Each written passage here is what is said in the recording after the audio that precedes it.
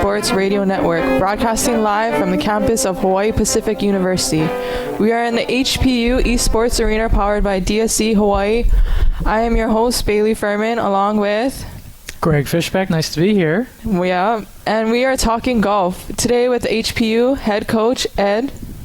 How are you? I'm doing great. Thanks for having me. Thank you for coming. Can you tell us a little bit about how your weekend was in Kona and how it was? So we partner with UH Hilo on hosting a golf tournament. So the teams come over for the week. We play 2 tournaments in the 1 week. So all the teams from the mainland can come over just on one trip and get in 2 tournaments, and it wraps up our fall season. It is sponsored by Southwest Airlines, who contributes tremendously to the tournament for the week. But there is 19 men's teams and 15 women's teams total competing, and from all over the western U.S. Yeah, you guys had a lot of teams come in, yeah? Yeah, it was good from Missouri, Utah, Colorado, Texas, Washington, California. So, yeah, all over. And we also have 4 student athletes in the radio today. 2 men's, 2 women's. Can you guys introduce yourself, please? My name is Grant Garrison. And I'm Shion Suzuki. And tell us a little bit about where you guys are from, what year you're in. I'm from Tokyo, Japan, and this is my 3rd year in HPU. I'm from Sumner, Washington, and this is my last year, my 4th year at HPU. And how has it been for you guys? Really awesome. Yeah. Same as well. Only awesome. You guys traveled to Japan last year, right? Yep. How was that? It was great. Also being back, because I'm from Japan, it was great for me as well. It was a great experience for me. The culture was a lot different there, but my golf was not good there. But I still had fun. So What happened? lots of things. Lots of bogeys. So, okay. Yeah. Is it just the travel, or was it the course, or I think it was just me. just you? Okay. It was Coach? It was early in the season. We just literally, that was the first few days of school. And so they had just come back from their summer break, and then we went immediately. So we didn't have a lot of practice. Yeah. Are the before courses different there, or? It's kind of different. Yeah. There's a lot of tree lines, but in US there's like pretty open and stuff. Oh, okay. And the greens like different grass. Oh, okay. So maybe that was one of the reasons. Yeah. I'll blame that. And you guys had 3 tournaments this year so far, right? One was in Great British Columbia, right? How was that? How was the course there? 5. You guys had 5? Yeah, we have 5, but the first one was in British Columbia. Yeah. How was that? It was fun for us because it was like the first time for me going to Canada and playing golf there. So it was fun, but I didn't play the best, so it was kind of good and bad. Kind of like Grant in Japan a little bit? Yeah. Well, that happened. So you guys travel around a lot, it sounds like, or at least have some pretty cool trips. How difficult is it when you travel as a golfer to play at your top level? And, both mentally, it's such a mental game in a lot of ways. How's it difficult? Is it difficult to get into whatever mindset you need to when you guys are on the road there? How do you guys get comfortable when you aren't golfing here in Hawaii? It's kind of difficult for us because golfing here and in the mainland is kind of different. But at the same time, it's already our 3rd and 4th year. We know what's coming, so we should be prepared to play well before the tournament. Yeah. When we went to Japan, we actually went a little earlier just to acclimate. Time change was a big part of it. I think it's at 8 hours or something that different. But you're eating at different times, you're sleeping at different times, and then the flight overall itself and just the jet lag. And so we went a little earlier to try to acclimate, but it is a little difficult. Part of the other kind of adjustments they need to make is grass types.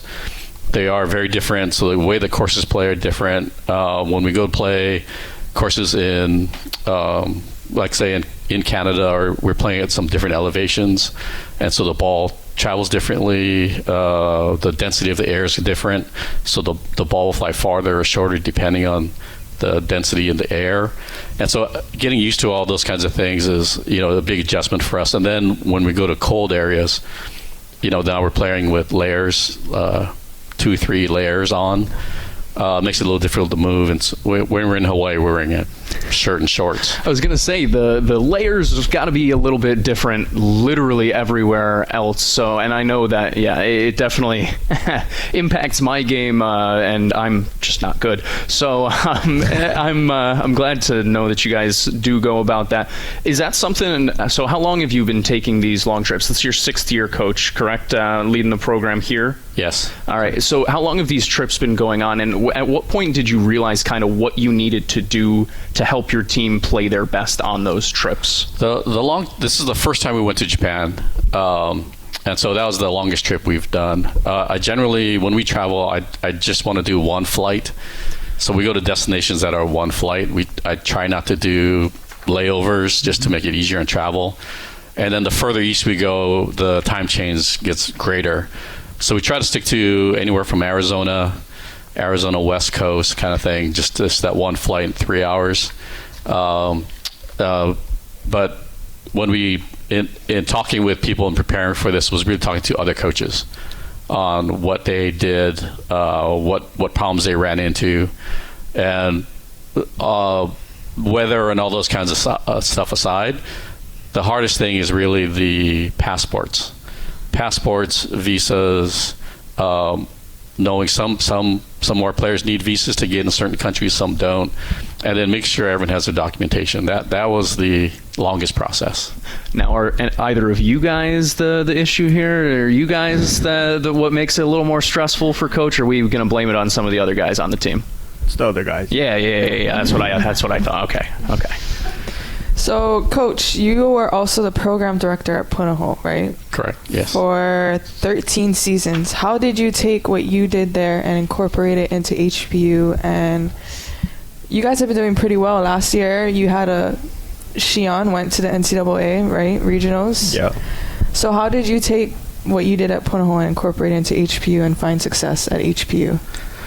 I think the things that I've learned is just understanding like the team dynamics and how do you take a bunch of individuals and try to get them to work together as a team, and trying to get everyone who's on different paths to peak at the same time. Mm-hmm. And so that's the kind of things that I've kind of learned through over the years. With Punahou, we traveled to Arizona. We played a national tournament in Arizona and won that one. We had a couple individual champions there, and so it gave a lot of experience on just kind of like pros and cons, even traveling with the big team.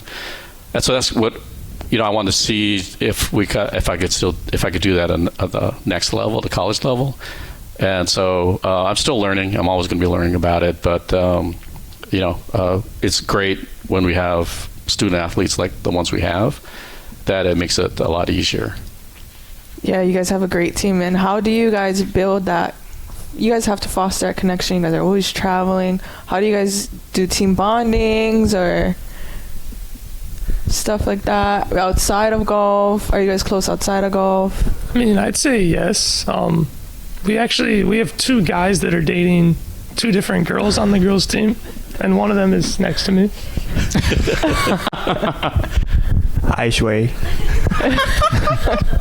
But yeah, we practice with the guys and girls, so we see them every day, and we see our teammates every day. So I feel like that really builds a good connection.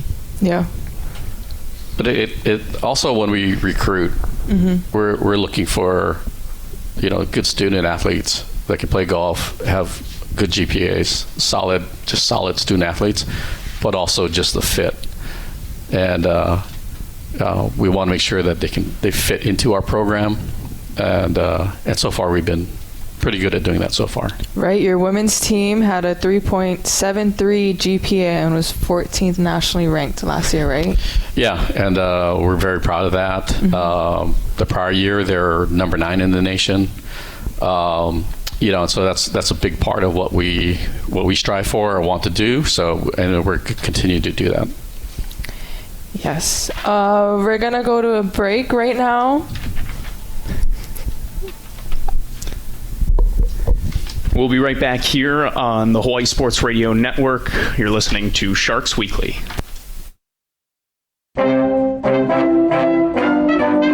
You're listening to Sharks Weekly on the Hawaii Sports Radio Network's 95.1 FM and AM 760. Welcome back. So when we were talking a little bit NCAA regionals, right? That was in New Mexico. Yeah. Can you tell us a little bit about that experience and what was going through your head when you found out you qualified?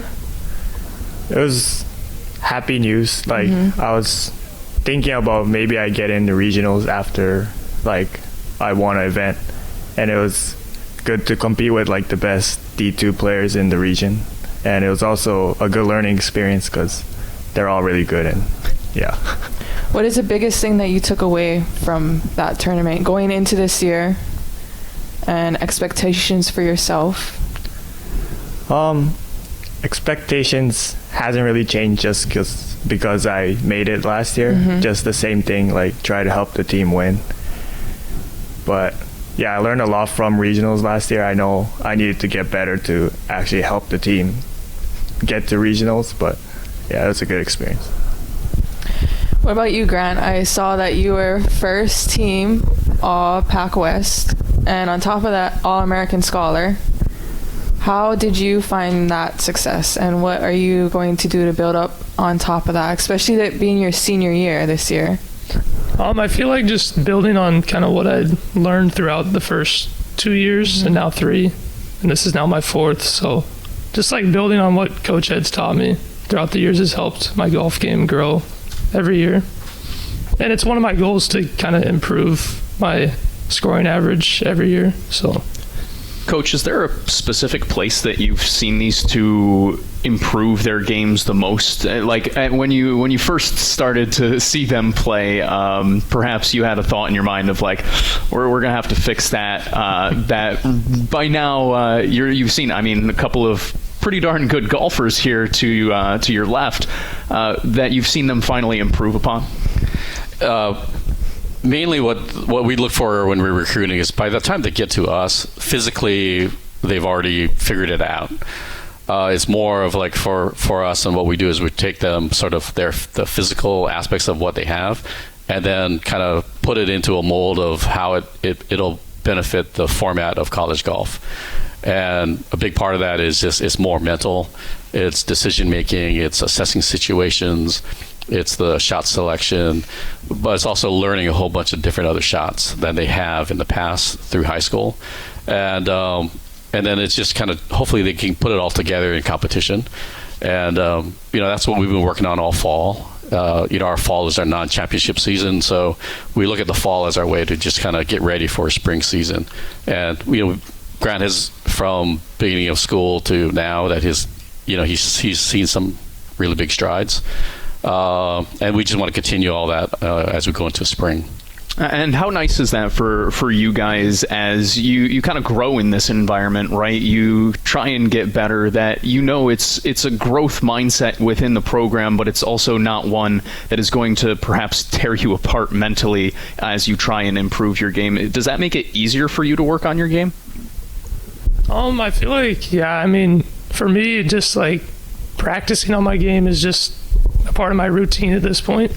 So our season ended a couple of days ago, so it feels weird. I've tried not to practice, to just mentally take a break from it. But when was the last time you did something like that? When was the last time you actually took a break off from golf? I might have, I think a few days in the summer I might have, but not, yeah, it's been a while, so yeah. Go ahead. Coach, how at this level, how much of success in golf is mental versus the physical? 100%. Is mental? Mental.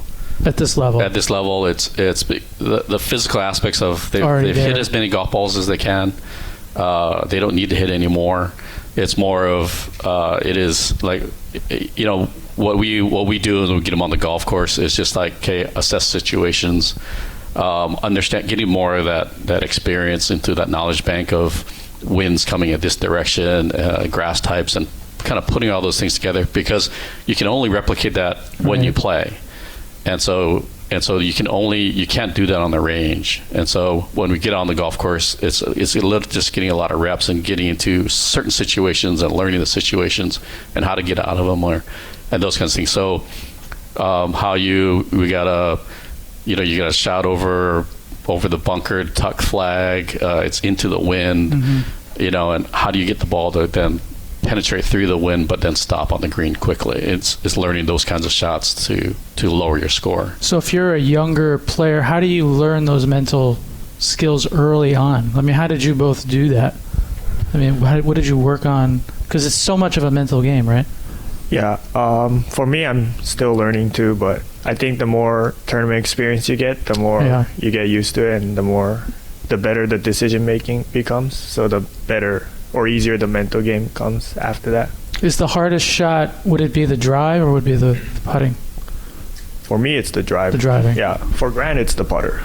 So is it either or usually? Or because it's usually either or, right? Some players struggle with the driving and because every day is different. That some days their driver will be really good and their short game will be not as good, and sometimes it'll switch. And so it's being able to capitalize on what you're doing well that day and then minimizing what you're struggling with that day.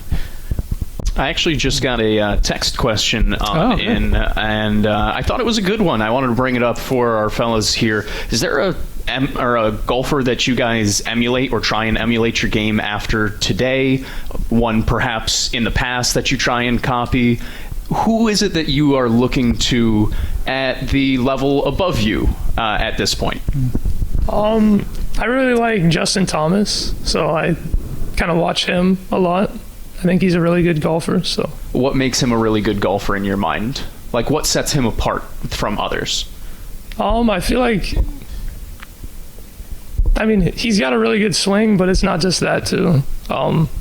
Just his, how good of a competitor he is. I really like that too. And then Shion, do you have anyone? Is it just Grant? Maybe not Grant, but gotcha. Okay. Yeah, but as a Japanese golfer, we all look up to Hideki Matsuyama because he was the first Asian to win the Masters. So we look up to him and see how he plays and stuff. Yeah. I suppose I can get that. It's pretty good representation to look up to. Yeah, not bad. I am also just curious. We've gone this far.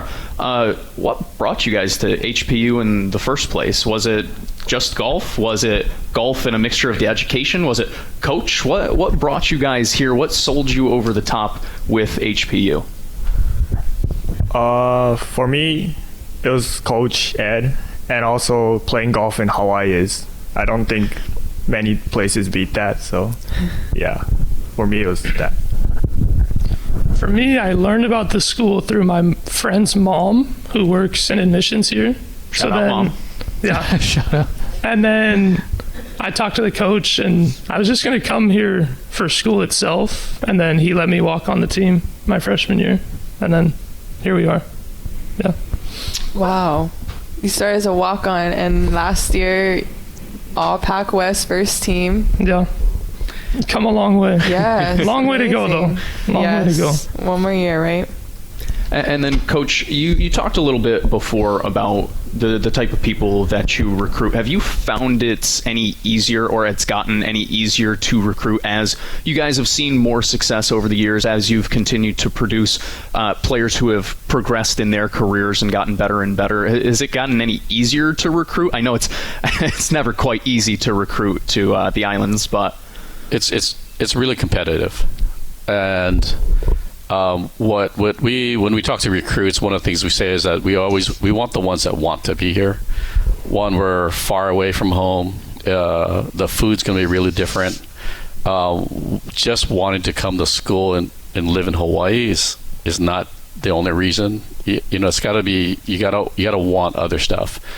And so that's like the first thing that we look for. And in talking with a lot of recruits, you can sort of tell on who's just kicking the tires and talking to a lot of schools and seeing what the best deal they can get versus the ones that want to be here. They either like the school, they like the environment, they like the major. A lot of our players have ties to Hawaii. They vacation here a lot, or they have family here.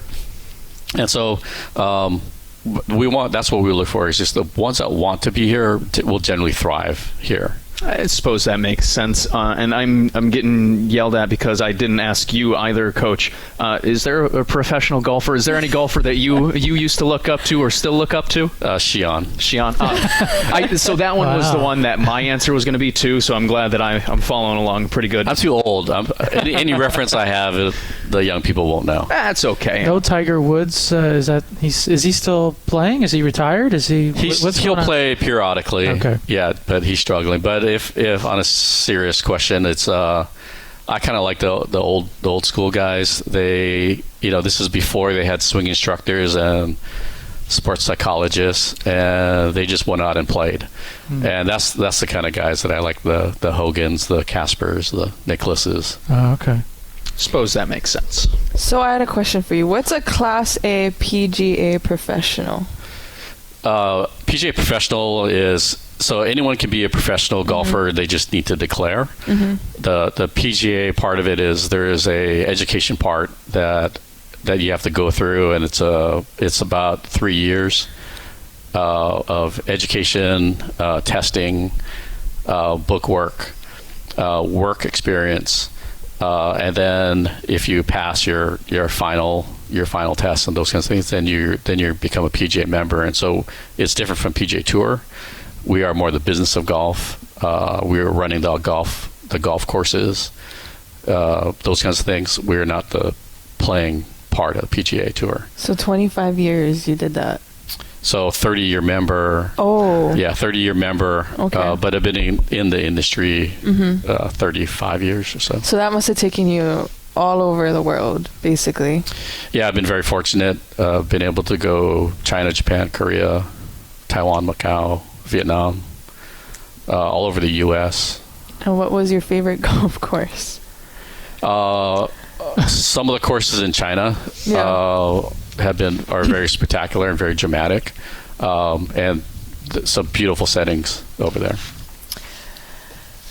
With that, we're being told we're going to a break. You're listening to Sharks Weekly at Hawaii Sports Radio Network, AM 760 and 95.1 FM.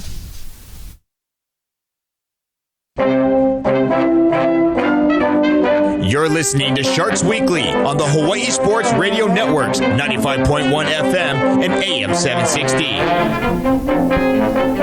Welcome back to Sharks Weekly. We have two new student athletes sitting with us. If you guys could introduce yourselves.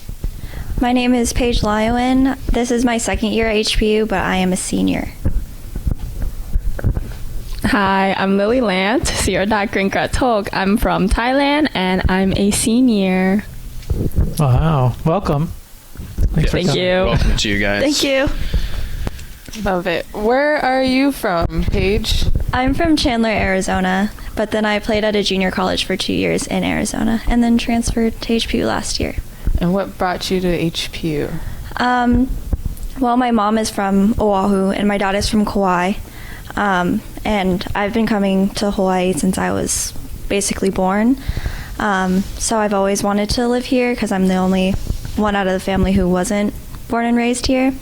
And then I wanted to transfer somewhere else, and I saw that HPU was in Arizona for a conference 2 years or a year and a half ago.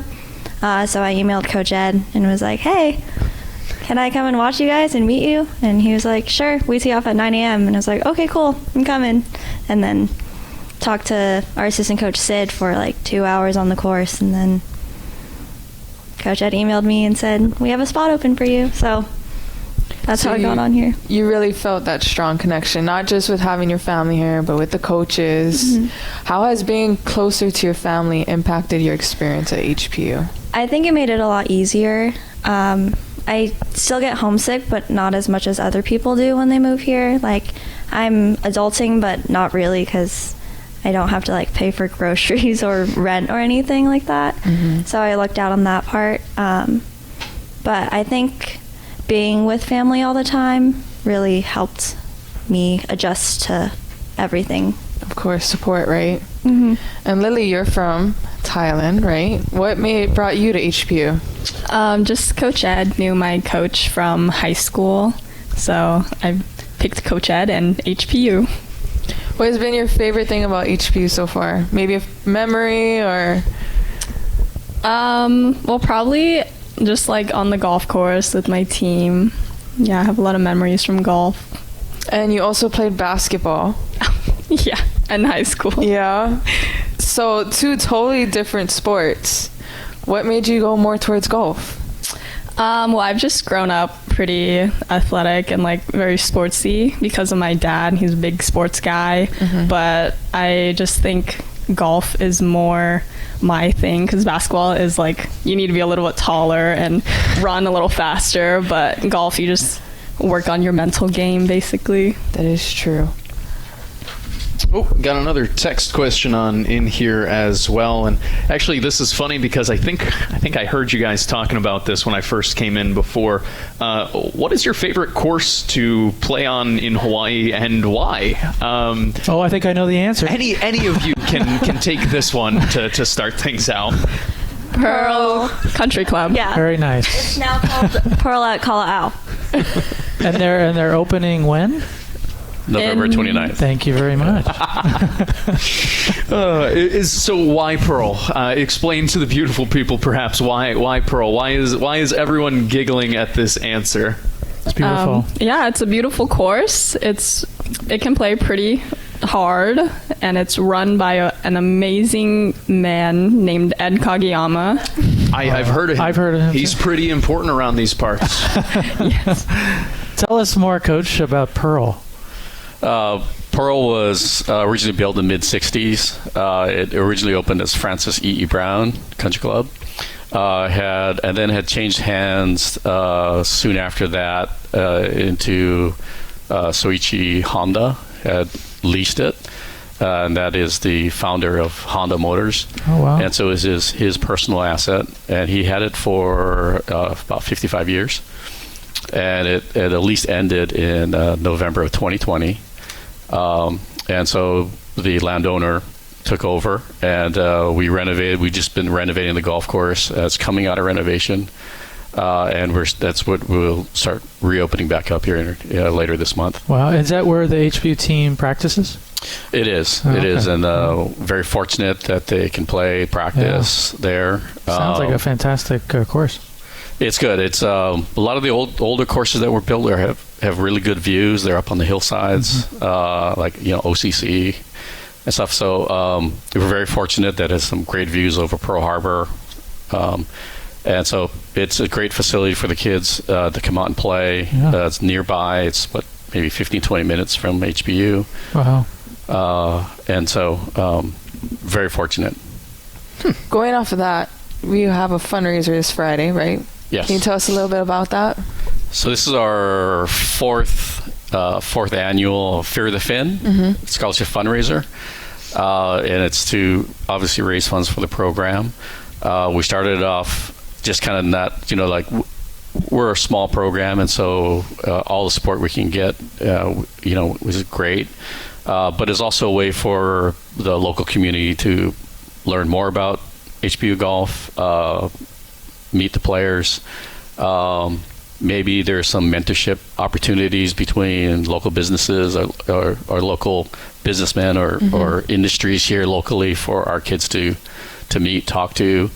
We did have one of our players intern at one of the supporters of our program this past summer. But it's really just a chance for us as a team and as HPU to kind of engage with the community.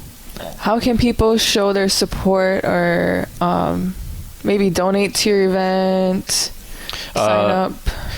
And so there's there's the one you can just show up and play, but it's you had to pay for the team. It's $2,100 for threesome, but you get to play on the newly renovated Pearl at Kala'au before anyone else can play it. Yeah. So that's a little treat. Yeah.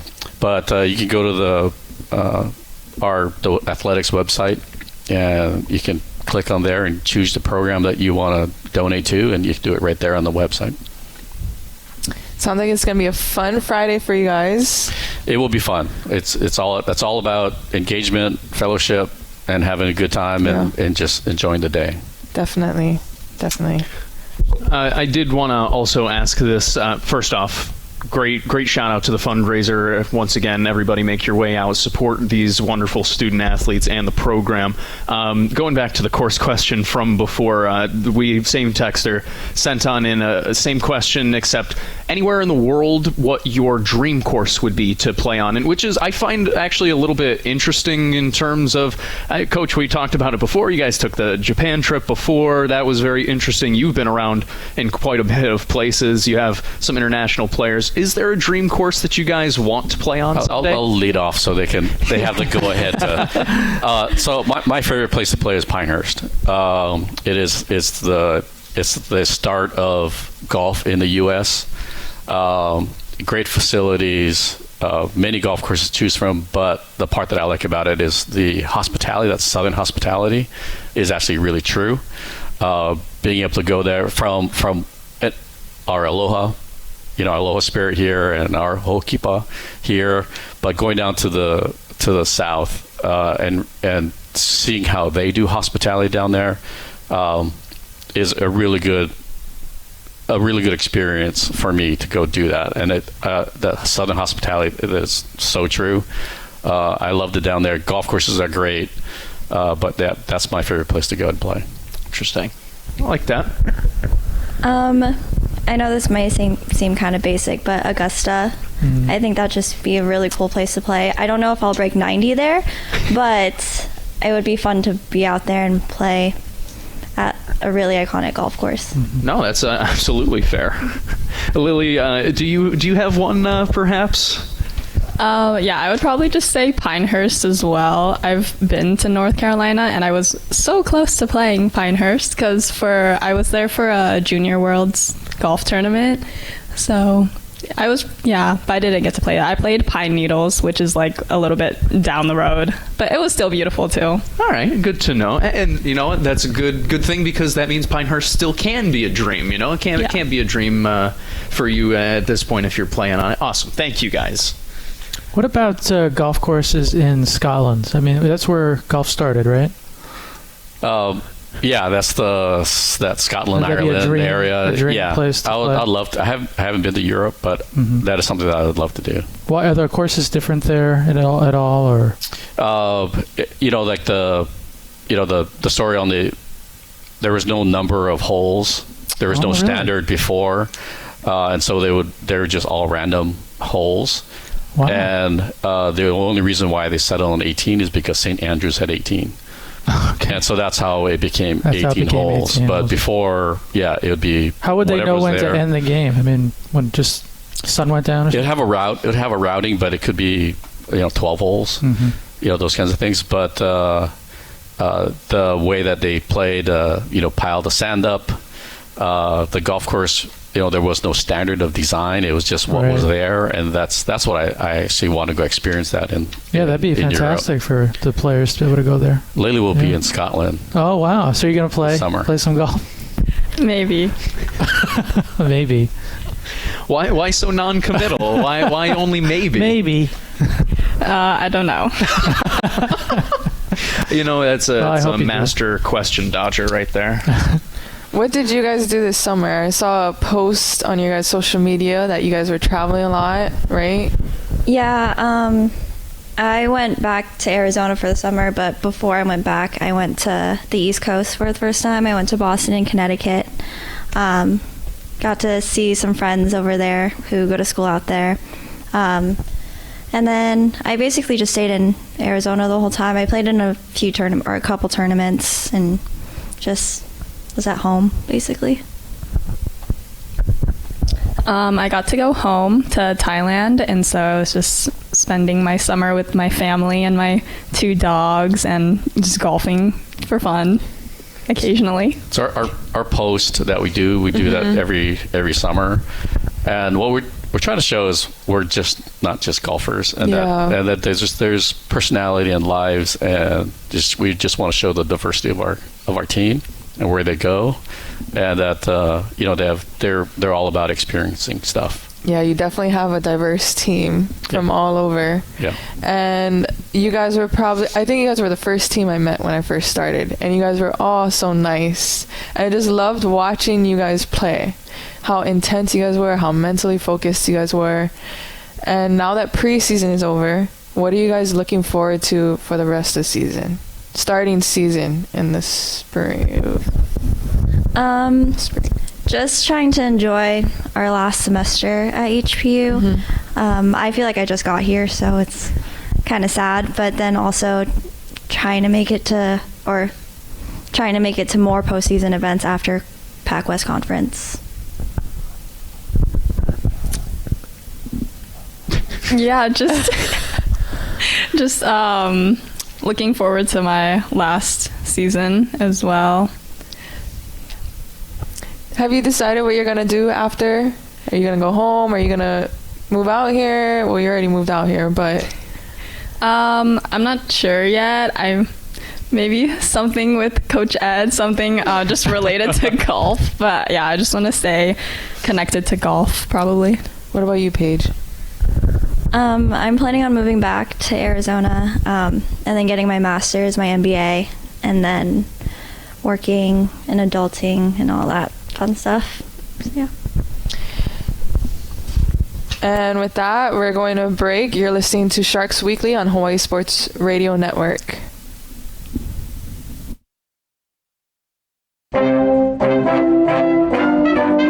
You're listening to Sharks Weekly on the Hawaii Sports Radio Networks, 95.1 FM and AM 760. Welcome back. We're live from the HPU Sports Arena powered by DSU Hawaii. Paul, you had mentioned you had a question for... Yeah, we had another question texted on in, and it's one for Coach. And Coach, I'm curious about it. Is it common in Division II to be the coach of both the men's and women's programs? And how are you able to effectively manage both? How are you able to balance it? I'd say it's about 50-50 on coaches that are doing both versus coaches that have only doing one team. I actually prefer it the way it is because we can effectively guide the program itself. And so when we talk to other coaches that are a single head coach for a single team, that a lot of those teams don't interact with each other. They don't practice together. They don't play together. And so there's not a lot of the synergies between the teams. But the way that we kind of run the program is that we want them together. We want the synergies together. We want sort of that common mindset on how they view team and have the common goals and priorities that we want as a program. And I think it adds to just the overall experience of being a student athlete or a college athlete. That it builds their friend group is just not just the guys on the team or the girls on the team. It's actually both. And so it just makes that circle bigger and the experience, I think, more fulfilling overall. But yeah, it is a little more difficult to coordinate both, especially when they're traveling to different locations. We have two great assistant coaches that do a ton of heavy lifting in the program, and I have full confidence that they can go on their own and they travel with the team and everything will be perfect. How's the experience for you guys as players, kind of not being combined with the men, but, having such a close working relationship with the men's team? Obviously, we heard before there are a couple of relationships between the teams. Is there like a friendly competition between the two each day out on the course, and then especially in the classroom as well, where I know you guys are pretty good? On the course, we like to play games like with the men, so we usually do matches like one of the girls is paired with one of the guys and we're competing against each other, and then sometimes we do the women versus the men, and yeah. But then in the classroom, one of the guys texted us and was like, hey, we're coming for your number one spot for the GPA, and we're like, good luck with that, because I don't think that's happening, but you can try. Gotcha. That's good. Student athlete here at HPU. It is really cool. Is that part of, by the way, you talked before about recruiting. How much of it is looking into their background as students, where it's like sometimes you'll see programs take chances on folks with lower GPAs? Is it also a big part of your program looking in where you have to take care of business in the classroom, like even more? Yeah, so if a student athlete has a good GPA and they can play good golf, in general, we feel that they have priorities set in life. They can time manage. They probably are pretty good human beings just to begin with. And so when they come here, that is something that we have full confidence in, that they can handle their daily lives. And so it's just one less thing that we would have to manage as coaches. And so it is a big part of that equation, and that's what we are looking for in our recruits. Could you tell us a little bit about how your guys' day goes? I know you guys wake up really early for workouts. Could you guys give us kind of like a schedule of how it would be with golf, school? So we have practice Monday, Wednesdays, and Thursdays. From whenever we get to the course, our tee times usually start around like 2:45. So depending on how much time we want to like hang out and warm up and stuff, we get there whenever we get there. And then we typically either play 9 or 18 holes, depending on the day and depending what our coach wants us to do. And then Tuesdays and Fridays we have workouts in the afternoon, so we don't really have to wake up early, but we all have classes usually in the morning.